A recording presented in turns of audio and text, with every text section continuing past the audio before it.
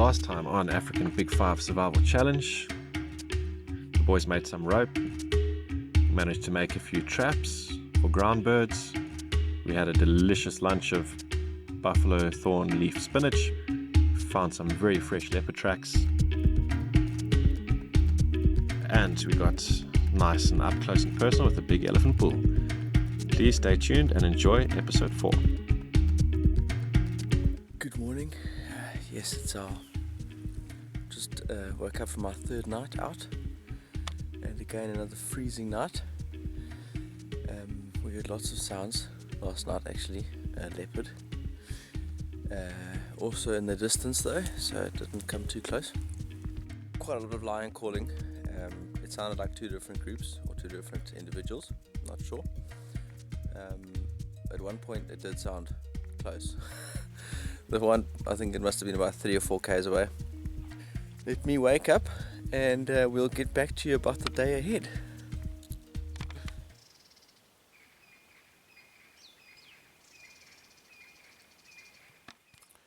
Yeah, good morning, guys. So Dane is awake. No one cares.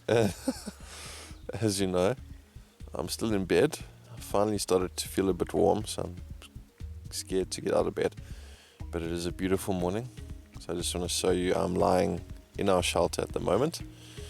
I just want to show you pretty much from my perspective what you can see from inside here, what we wake up to, or what we have woken up to for the last 3 mornings already.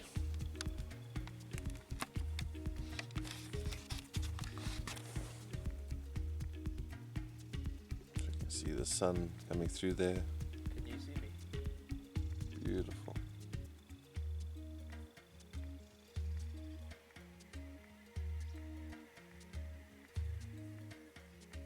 And that's what's above our heads.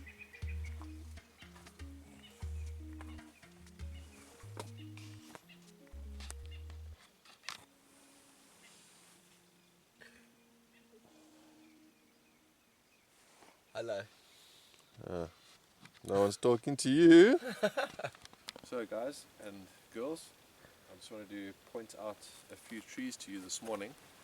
So obviously when trying to survive in an area like this, there is a large variety of trees, and obviously if you know your trees, it makes surviving a lot easier because every tree serves a purpose. Every tree has a purpose out here.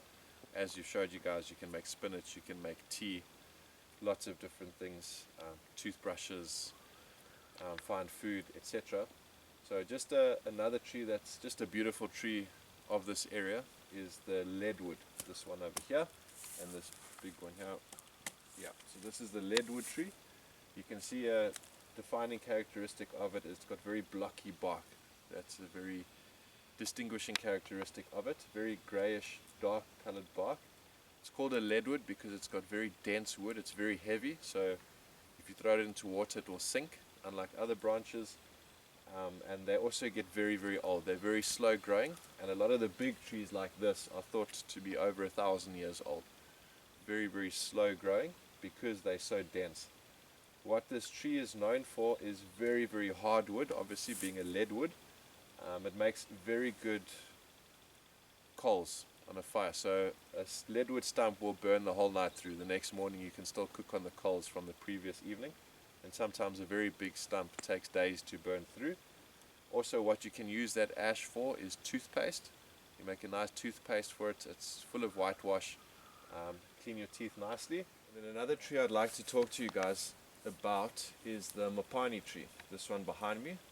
So the first thing I want to show you is the leaf. So a very easy tree to identify. You can see the leaf is shaped like a butterfly. Now mopani is the Shona word for butterfly because of this leaf. Also what the leaf does, which is pretty cool, so the leaf is very high in protein. Got about 14% protein, which is very high for a leaf, and it contains a lot of moisture. So especially in the winter months like now, you can see the leaves are still relatively green, and the animals really rely heavily on this tree, especially animals like elephants. Buffalo, who are predominantly grazers, also have been known to feed off mopani trees in winter. You'll get the big herds often moving into these mopani thickets, as well as the big elephant bulls will spend most of the winter in the mopanis. But what the leaf does on very hot or windy days, the leaf closes like this to reduce transpiration, the lack of water through the leaf because of sunlight. That's why it holds so much moisture. Also, the leaves, as I mentioned, are very high in protein, so good fodder for the animals. And also in the summer months, there's the larval form of the mopani moth, which we call the mopani worm, feeds off of this tree in hundreds. So it is a very local, there's a local delicacy, and often sold. There is quite a productive market of mopani worms. You can fry them, cook them, eat them raw if you want, and they're full of protein, so very, very good for you. And also you'll see it's a very straight growing tree usually, so a lot of people use it to build their huts and build their houses. Very strong wood, also very, very good for firewood, burns very nicely, and also helps with soil erosion because they normally grow in thickets, keeps the soil together so there's less soil erosion. It can be quite a monotonous ecosystem though, as you can see all around here is just mopani trees. Very dangerous area to walk, where we've been walking mostly, and it can be quite hairy because of all the elephants that you find, and the visibility isn't great. But also a very important tree and a very good one to watch out for. What we have here is a little trap that we've set with this twine. With this twine that we found in the river on our walk this morning. So as you can see, everywhere you go in the world, there's some sign of human habitation. Obviously got washed down from a settlement upriver or something. But our decision to put the trap here is because of this well-used path, and there's also a lot of bird tracks on it. So clearly this is a well-used path, and this probably is the best chance of us catching something, a guinea fowl or a franklin. And so what I've done here is tied it onto the springy branch and come down with the trigger. And what we have done is also put some of our rations, our minimal rations that we have. We've sacrificed a little bit to better our chances of catching more meat. This tree where we built our shelter, again conveniently, is a russet bush willow. And with the russet bush willow you get these four-winged pods which you boil in water, and then you just filter it out, and then you've got yourself tea. You do need to take the seed out of the pod though before you boil it. So we're going to collect them, take the seeds out, and then we'll boil them, and then we'll tell you guys how it tastes. Okay guys, so we finished making our bush tea, and if you can look in here, you can see the color. Okay, looks like normal tea that you'd find at the shops. And if you taste it, not far off of normal tea, and pretty much exactly the same as rooibos tea. So cheers to bush tea. Yeah, it's actually turned out to be a very warm day compared to the night. Very big contrast in temperatures. And today is actually yesterday was the shortest day of the year, the winter solstice. But yeah, on our way here we've seen a lot of sign of animals, a lot of elephant sign as usual. This place is riddled with elephants. So it's quite a hairy situation when we have to go to the pan to fill up our water bottle. But yeah, there is sign of game, and hopefully we can try and catch some game birds in our traps. What we've got there in front of us is impala.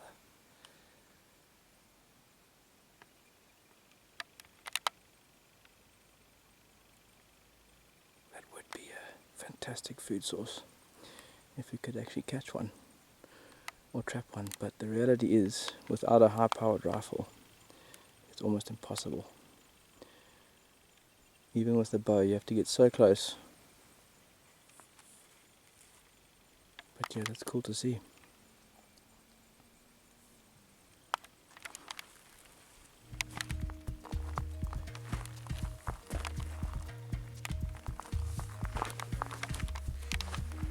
Today we decided to go in search of water.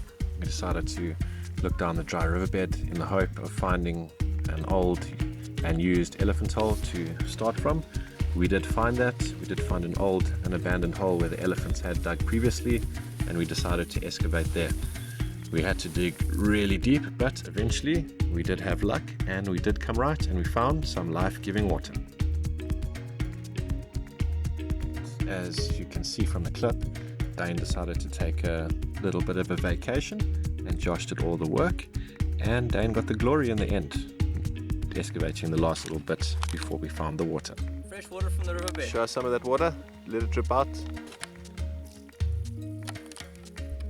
There we go. Well done, dude. Now you guys know, in a riverbed you can dig, preferably where elephants were digging, and you'll get to the water table.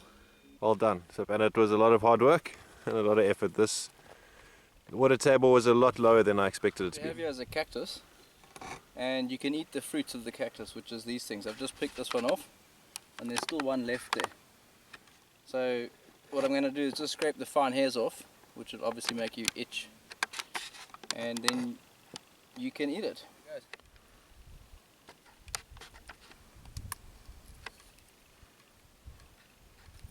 It's actually very sweet. There's the fruit from inside. Hold it up for me.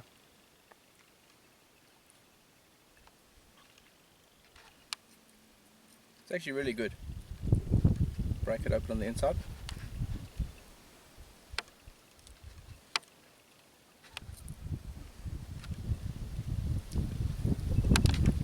So Josh is now trying to chop into the side of this anthill, or correct term would be termite mound. And he's chopped out the side and got to one of the holes, one of the holes, and put that twig in. And usually they stick to that twig, but no such luck today. We'll keep on digging, might find one that has termites in it. That is a lot of protein right there. So Josh is going to eat one. Okay, guys, just look at the. Is it biting you? Because the head's still stuck there. Oh no ways. Okay, so tastes like peanut butter. Yeah. Look at that, those pincers stuck in there. They're stuck good and proper. Yeah, see. Let me try and get in on some action yet. Sure, check. Okay. Drew blood. No ways. Termite drew blood, guys. A little bit of blood. Yeah. Okay. Here's a. Oop, let me drop the camera. Okay, here's the termite. Hopefully you can see it. Okay.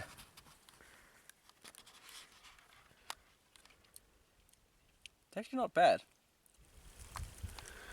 Okay, guys, so normally I would not condone this. Termite mounds play a very integral part in the ecosystem. They recycle soil, they act as a home for other animals, a vantage point for other animals, very, very important part of the ecosystem. But because we are surviving and we're trying to educate you guys, we've just broken off a little piece. So when compared to the whole termite mound, it's really not a lot, and they will rebuild it.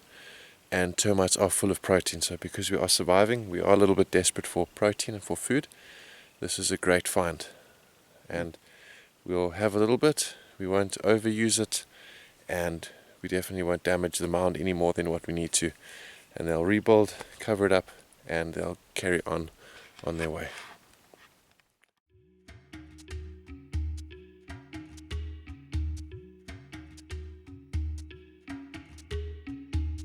While on the way to our pan, we almost ran into a lot of trouble. We stumbled onto a large herd of buffalo, and as you can see, as I'm moving through the thick and thorny bush over here, come across a large buffalo bull that had been taking up a position at the rear of the herd, normally a defensive position. Luckily he decided to move off instead of take us on, and luckily for us we did manage to catch a glimpse of the whole herd together. Very exciting and really awesome experience nonetheless to be on foot without a rifle amongst nature's giants. Okay guys, so we found our pan, but there was a big breeding herd of buffaloes busy drinking. Unfortunately, the wind betrayed us, as it does sometimes, and the buffaloes took off, and then they actually swirled, changed direction, and started coming straight towards us. So that's why there was a bit of running in our previous video. I had a bit of panic. I went and hid behind a mapani tree. Which is the wise thing to do. But then we managed, they changed direction again, and then we managed to get a little bit of footage for you guys as they crossed over into the riverbed, into the thick bush on the other side. But there are still a few there. They have relaxed a little bit, so they're not too. I think they just got spooked, but they all seem to be under control now. Exciting stuff. Up next on African Big Five Survival Challenge, Dane comes close to organizing us some dinner. We hear some interesting and exciting night sounds. We had a surprise visit in the night and we tried to track them down. Almost bumped into a large predator. We hope you enjoyed episode 4 and tune in for episode 5.